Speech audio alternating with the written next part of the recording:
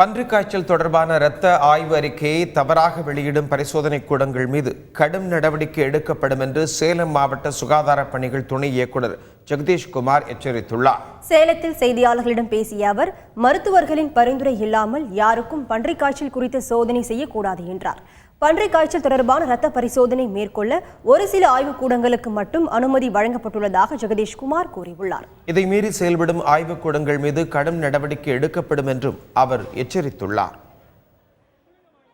Private எல்லாத்துக்குமே நம்ம wide publicity நம்ம கொடுத்துருக்கோம். Plus what are the dos and don'ts for the H1N1 கவர்மெண்டோட வழிகாட்டுதலின்படி நம்ம அனைத்து அரசு மருத்துவமனைக்கும் இல்லாமல் பொது மருத்துவமனைக்கும் தனியார் மருத்துவமனைக்கும் இந்த தகவலை நம்ம பரிமாற்றி வச்சுருக்கோம்.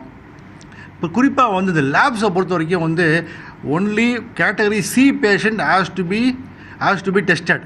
அதே போல் with the prescription doctors prescribe பண்ணி அவங்க நம்ம டெஸ்ட் வேணுன்றதுக்காக தான் அனுமதிக்கப்பட்டு தான் அதுக்கு அவங்க டெஸ்ட் பண்ணணும்.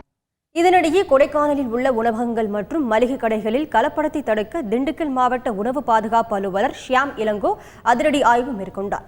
விதிமுறைகளை கடைபிடிக்காத உணவகங்கள் மற்றும் மளிகை கடைகள் மீது நடவடிக்கை எடுக்கப்படும் என அவர் எச்சரித்துள்ளார்.